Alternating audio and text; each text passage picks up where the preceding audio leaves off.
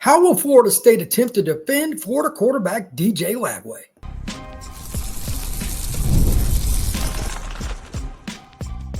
You are Locked On Seminoles, your daily podcast on the Florida State Seminoles. Part of the Locked On Podcast Network, your team every day. Welcome back into Locked On Seminoles. I am your host, Brian Smith, longtime recruiting analyst and college football writer. Thank you for making Locked On Seminoles your first listen each and every day. Truly appreciate you stopping in to talk some Noles with me. Today's show is brought to you by FanDuel. You can start the season with a big return on FanDuel, as new customers can place a $5 bet and get started with $150 in bonus bets if you win that $5 bet. Visit FanDuel.com to get started. Today's show is all about defending quarterback DJ Lagway. The freshman quarterback for the Gators is starting to thrive, but there are weaknesses in his game. At the end, I'm going to give a prediction on how you can slow him down the best, some of the trends. And in the middle, we're going to talk about some of the things that he does really, really well, or not. But we're going to start right now with the statistics. So here are the baselines for DJ and what he does. We're just to give an overview now for those of you who haven't seen him. We're talking 6'3", 230, 240, somewhere in that range. He's a big kid. He can really move normally. Right now, he's a little banged up. He's coming off a situation where a couple weeks ago, he didn't even play against Texas. His mobility is not 100%. That will impact the decision-making for Florida staff, play calling, as well as Florida State's defensive staff as well. But against LSU 2 weeks ago, here's what he did, 13-26, only 50%. They came after him, but they didn't really do a great job of it. They didn't even get DJ to the ground. He can fend off people and still make throws. If you didn't see the Ole Miss highlights, you can scroll through X or Facebook or whatever and probably find plenty of video. But this is a young man that even when he has somebody wrapped around his legs, around his waist, he's got one of the strongest arms in the NCAA. He can still complete passes to the hash. Like, it's insane arm strength. So keep that in mind. He'll take a few more chances to get those wild plays, which I'll talk about in a second. But 13-26, 50%, 226 for yardage, 8.7 yards per attempt, 1 touchdown, no interceptions against LSU.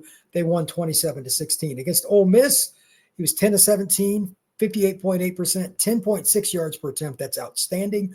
180 yards, 2 touchdowns, 1 interception. In that game, especially, Ole Miss defense fronts are really, really good. They've got NFL players across the board.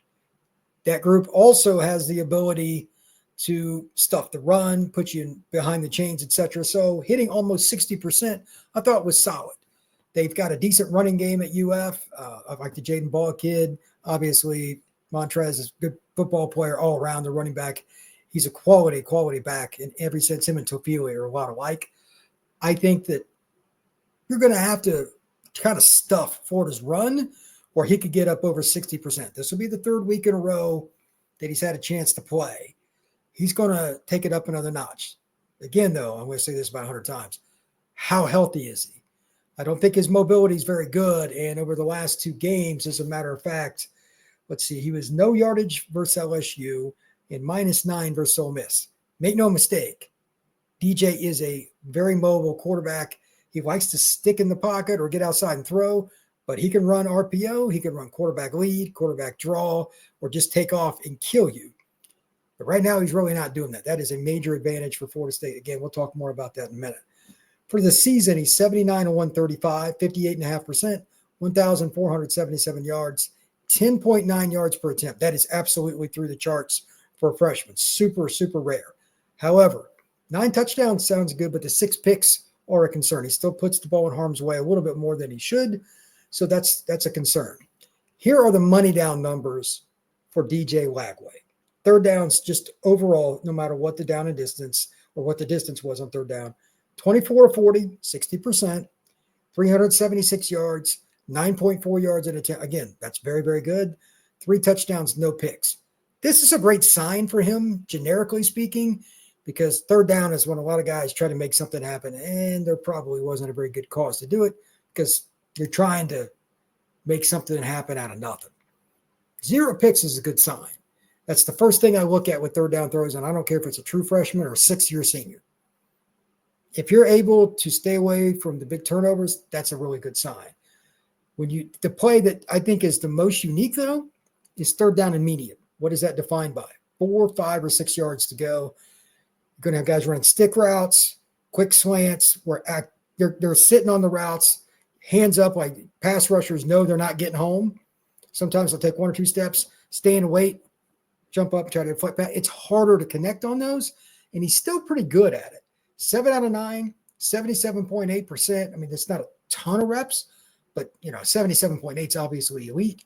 119 yards, 14.3 yards per attempt. That's ridiculous. 1 touchdown, no interceptions. He will launch it on 3rd and medium. Not many teams really do it, but Florida will challenge you down the field. And they, you can hit a screen or something too that takes off. But Florida's big plays down the field are a big part of what DJ does. You'll hear me talk about that quite a bit in this pod. With those chances to throw down the field or throw it into a tight window, there's a stat that PFF keeps, and I don't know how accurate this is, but turnover-worthy passes. This is subjective. One person might claim one is or isn't, so these numbers can be a little skewed, but against LSU, he had 3, meaning probably shouldn't have thrown that, but he didn't end up with any picks, so he got a little lucky. Against Ole Miss, and this makes no sense to me, he had 0. I don't think that's really accurate because there were a few that were pretty close, but whatever. It just listed with 5 for the season. Big time throws, that's the opposite, meaning this is a tough throw to make, and he put it on the money. It's a dime. For the season, he's got 16, which is 11.5% of his throws. That's through the roof. Just as an example, for a comparison, Cam down at Miami, who's obviously a guy that could really throw it, he's 26 big-time throws out of 399 attempts. That's only 6.5%. So DJ's closing in on twice as many as Cam is down there at Miami, and he's guy in the Heisman race. Big-time throws against LSU, 4, 2 against Ole Miss. I thought it was more than that because the one throw where he had guy around his waist and threw it to the sideline is pretty much as good a throw as you'll see all season long. DJ Lagway is not to be scoffed at when it comes to arm strength. It is big time. Passing depth. This is the other thing to kind of go into. Look at how often he will chuck it down the field at least 20 yards beyond the line of scrimmage before somebody makes contact with the football. 20.1% of his passers are that way. Now, that's not unbelievable, but that's still a pretty high percentage, especially for a team like Florida that runs a lot of screens. That's pretty high. 10 to 19 yards, 29.5%, and up to 9 yards, 28.1%. Right around 10 or so percent to screen, so at the line of scrimmage right behind. This is a unique trend here, though, with it. When he does throw it in the middle of the field, so those short intermediates, that's when he struggles the most. So if your corners can take things away, and remember this for later in the show, play man up in somebody's face, force things towards the middle, here are his stats. 2 touchdowns and 5 picks. If you can keep DJ towards the middle of the field where his arm strength isn't as important, and there are more hands, more bodies, the ball can go the other direction. He's got 5 interceptions in those scenarios. All right, let's see here. Time to throw. This surprised me. I knew it wasn't great, but this is really bad. Time to throw. Another stat by PFF. It's a little subjective, but 2.47 against LSU. Against Ole Miss, 2.91. He got sacked 3 times against the Rebels, and it should have been 5 or 6. He got away from a couple of sacks minimum. But Florida's offensive line is not very good. It's not as bad as Florida State's, but it's not exactly bringing home the bacon here. FSU's D-line should eat. They're going to get some pressure. You got to kind of mix it up with the blitzes, the stunts, how you do it, whether or not you think it's a situation where DJ Lagway and the Florida coaching staff are trying to draw you in and hit a screen, things like that. But I think there's a chance for big plays and to disrupt the passing lanes just by getting your hands up. I mean, Patrick's 6'5", 6'6". You got Farmer, you got Jackson, you got big, tall guys in there. I think it's a possibility that Florida State gets a pick off a deflection, or when he's being hit, the ball, he tries to power through it. That's risky. Got away with it against Ole Miss, but that's not a lock against Florida State. One of those balls could go the other direction because he loses just a little bit of velocity. In major college football, that's the difference often between a touchdown or a pick 6. That's why college football is also very awesome. When we come back, we're going to talk a little more about the scenarios, DJ Lagway's ability to run, some of the things Florida State is going to do. That's next on Locked On Seminoles. Get ready to tackle the NFL action with FanDuel, America's #1 sportsbook. Right now, new customers can bet $5 and get $150 in bonus bets if you win. The FanDuel Sportsbook app gives you everything you need to place live bets on the NFL all in one place. When you get a hunch in the middle of the game, you can check out the latest stats, view live play-by-play, and so much more on the same page where you place your bets. Visit FanDuel.com to join today. You'll get started with $150 in bonus bets if you win your first $5 bet. That's FanDuel.com. Never waste a hunch and make every moment more with FanDuel, an official sportsbook partner of the NFL.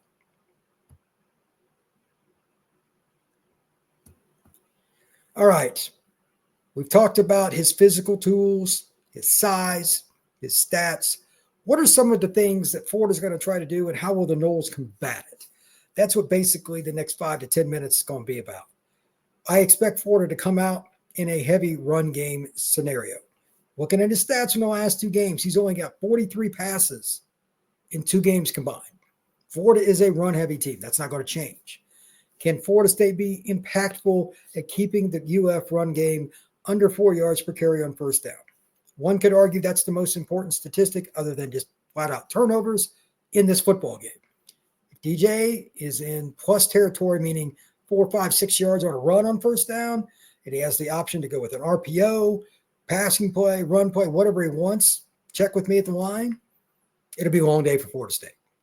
They got to slow him down. To that end, it's a 2-parter here. Number 1, I expect him to commit somebody in the box straight up right away early in the game and just not even hint about it.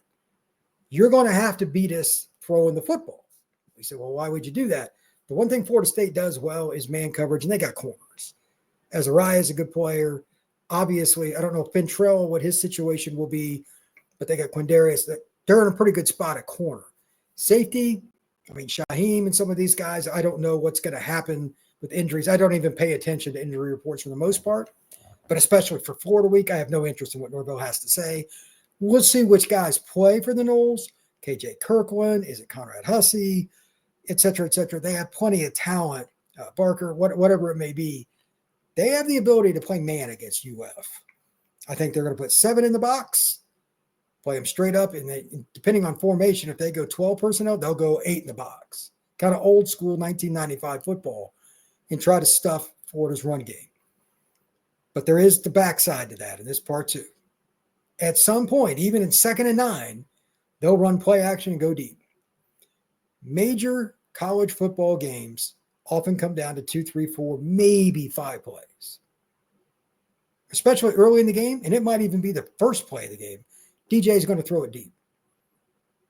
Much like Florida State's Luke Kromenhoek, who is an excellent deep ball thrower.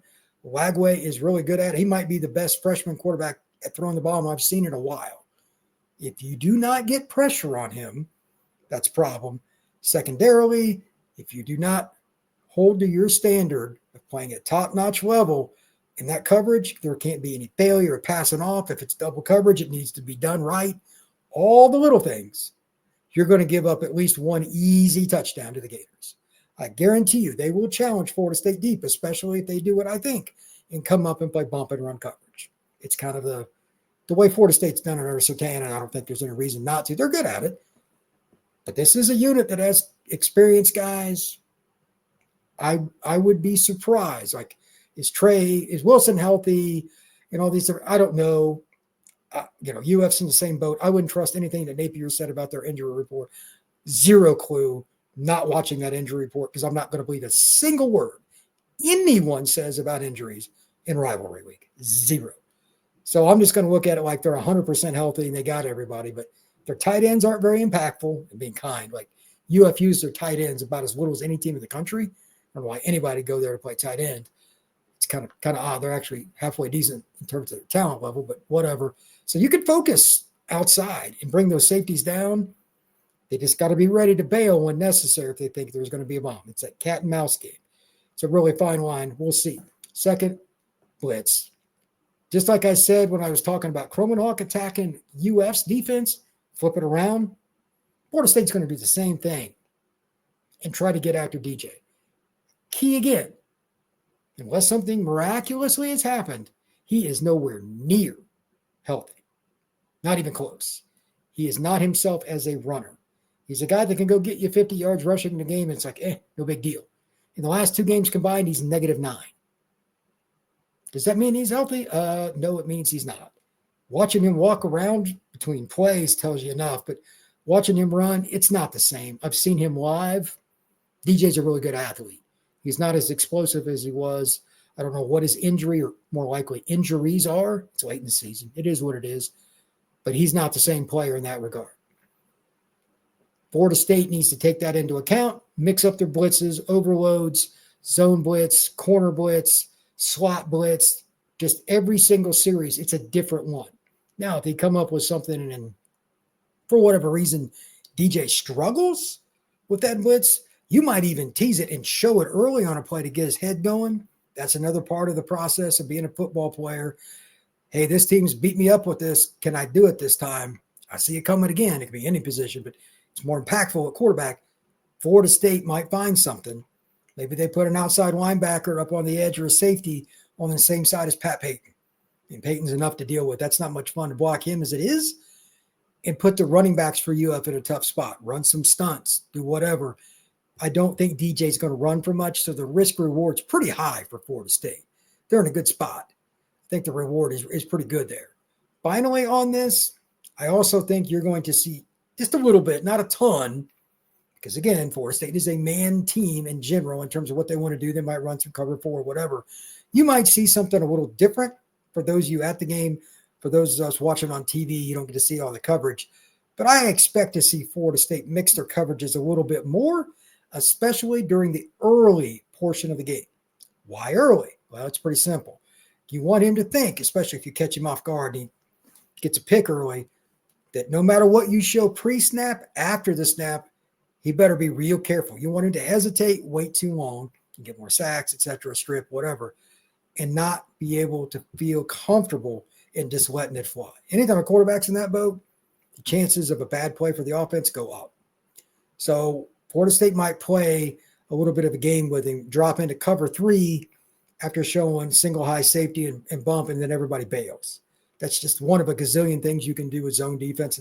Who knows? But I expect to see Florida State mix it up a little bit. When I come back, I'm going to list off a few things that I think are really key to getting after DJ, and also kind of speculate a little bit with the prediction on how I think Florida is going to try to combat DJ not being as healthy as he normally is with the RPO game and him running. That is next on Locked On Seminoles. Have you downloaded the Gametime app yet? It is a great way to find tickets to the Florida State game. There's still several tickets available, some well under $200 all around the stadium, so check it out. But if you want to take your wife or your husband to a basketball game, a football game, a play, if you want to go to a movie, it's an easy way to do it. There's also something they have called Gametime Picks. If you're not sure what you want to do, you want to go to an event, this filters out all the fluff so you can get the incredible deals without searching just something very specific. You can just find it inside the Gametime app. So take the guesswork out of buying tickets with Gametime Picks. Download the Gametime app, create an account, and use code LOCKEDONCollege for $20 off your first purchase. Terms apply. Again, create an account and use code LOCKEDONCOLLEGE for $20 off. Download Gametime today. What time is it? Gametime. How will Florida attack the Seminoles with a somewhat banged up DJ Lagway? That is the final part of today's show, and this is the fun part for me. Will they run as many RPOs, quarterback leads, quarterback draws? No. If they do, that would be really stupid. You can't risk the future of your program when you're a 500 football team and you're going against Florida State's defense. They got some big hitters. You want to minimize. But that doesn't mean they won't use them at least a little bit. Here are 2 things that I think they will do. Number 1, they might run some more RPO, but he's just going to be told, look, unless it is freaking wide open, like the DN just completely crashes, do not run. That's first thing, and I am steadfast in believing that. Secondarily, they might run quarterback draw with him or quarterback lead, quarterback trap, whatever, but I expect them not to show the same formation when they do it. Whatever time that he did it this year, and let's just use trap as an example, if he's run quarterback trap or something like that, they're going to use a different formation. They're going to make it really hard to pre-snap identify what's coming. If you ever go back and watch like Ray Lewis or any of the famous linebackers, safeties from the last 25 years, one of the reasons they were good, not only in college, but pro, is they watch a lot of film and they see a formation that's kind of matched with the down and distance. They're like, I know it's coming. Well, Florida State's got some pretty good players in their front seven that are experienced. If you give them an open gate, they're going to take it. So if Florida shows something over and over again during the regular season and they run against Florida State, that would be detrimental. I don't think they will do that. Also, RPO in general, what am I thinking they're going to try to do with this? This is unique for me, and I'm not 100% sure on my prediction here.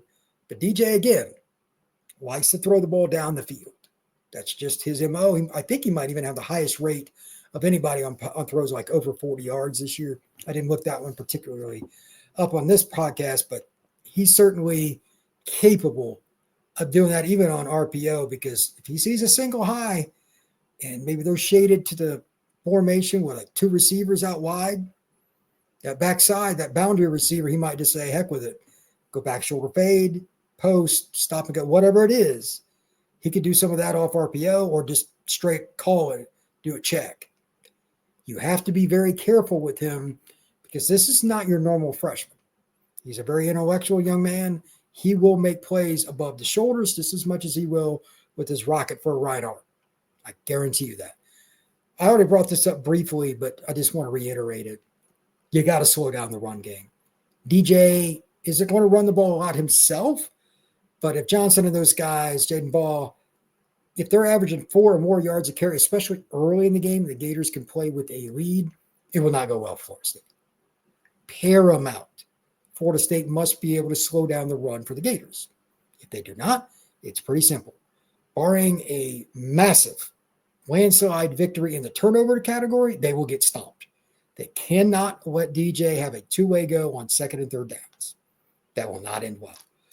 Third downs are one thing that I expect him to be pretty solid with, but how will he do in the red zone? He's a deep ball thrower, and he's fairly accurate, but not like incredible. He still relies on arm strength more than he does technique at this point, typical for a freshman. Can Florida State force field goals or get some fourth down stops once he gets into the red zone? It would be actually a reversal for the Gators because this past week, Ole Miss was 0-for-3 against the Gators defense. But field goals in the red zone as a defense, you'll take that. Florida's running game's good, so they should be pretty good in the red zone. But again, without DJ's legs, and I still don't think they're going to run him a lot, I'm curious to see how that goes. I don't think they're going to be a great passing team in the red zone. This is an area where, again, I don't understand why Napier and his staff haven't done this. They really haven't thrown the tight ends much, and maybe they'll scheme something up. If you scheme up a play and a guy's wide open, it is what it is. But Florida doesn't throw the tight ends tough. I expect Florida to try to throw a couple of wrinkles in there. It's a rivalry game. But I also expect Florida State to have quite a bit of success defensively in their own red zone. I think that's going to be a huge part of this factor or for the game. Blitzing. When should you blitz? My prediction is obvious passing downs. Let's just give the easy one. But I also think they will mix it up. If they get ahead of the chains, like they get a run stuff, it's 2nd and 11. They may try to bury them, even if they just come out in another generic formation and just bring the house. They don't want DJ in a situation where he can be in a third and manageable, for lack of a better term. When you get them behind the chains on first down, or even 2nd and 9, here come the Noles. And again, I expect it from nickel. I expect it from corner. I expect it from safety, obviously linebackers.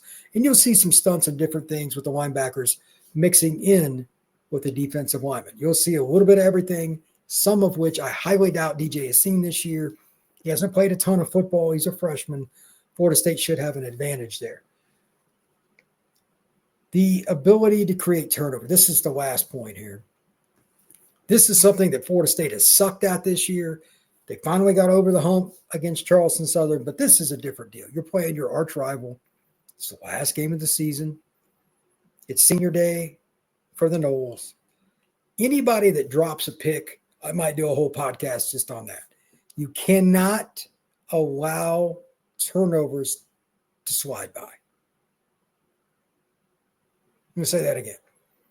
You cannot allow turnovers to slide by. It's the same thing with a fumble. If you get to the ball first, for whatever reason, you have to secure it.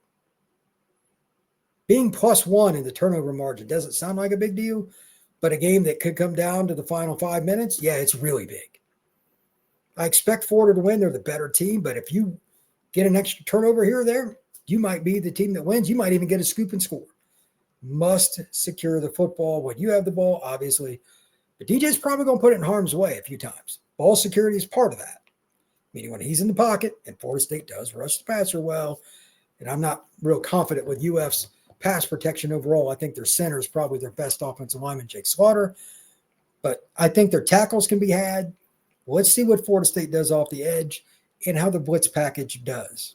It's iffy, but it wouldn't shock me if they got 4 or 5 sacks, especially if you can get a lead early and make DJ throw. If you get up 10-7 going into the second quarter or something, who knows?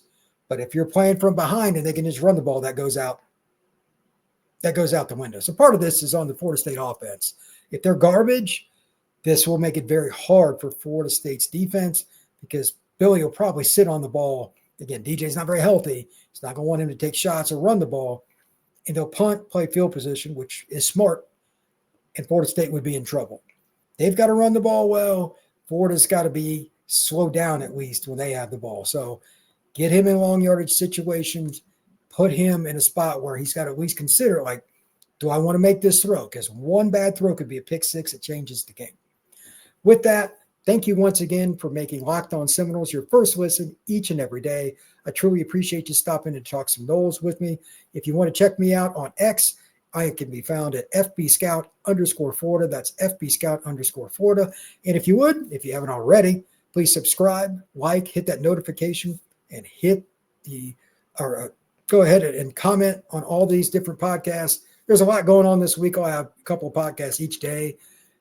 Recruiting's coming up. We got a lot of stuff going on tomorrow. Going to break down some of the special team stuff, some of the history of the game. I tried to get it in today, but this podcast went a little long, so I'll save it for the Tuesday show. A lot of fun stuff with Florida State and Florida, so let's enjoy the week. Everybody have a good one, and I will see you on Tuesday.